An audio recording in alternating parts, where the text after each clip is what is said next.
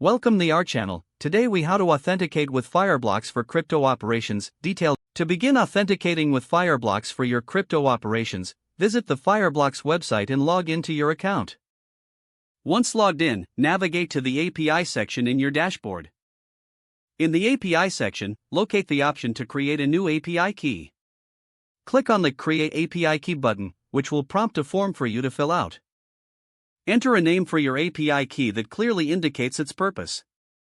Select the appropriate permissions for this API key based on your operational needs. Review the permissions carefully to ensure no unnecessary access is granted. After filling out the form, click the Generate button to create your API key. Your new API key will be displayed on the screen. Make sure to copy this API key immediately, as it will not be displayed again for security reasons. Next, navigate to the API Key Management section. Here, you can find your newly created API key listed among any existing keys.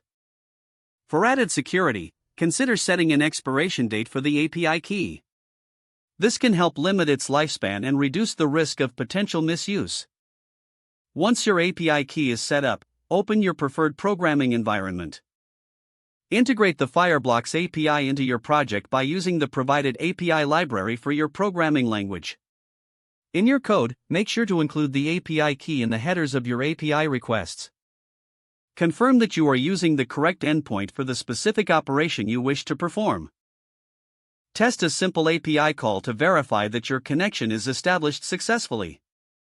Check for any error messages or responses to ensure your API key is functioning correctly. If you face any issues, return to the API section and review your key permissions.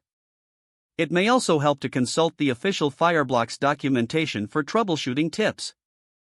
Once authenticated, you can begin executing your desired crypto operations within the Fireblocks platform. Remember to monitor the usage of your API key regularly for security compliance. As you progress, consider implementing best practices for API key management.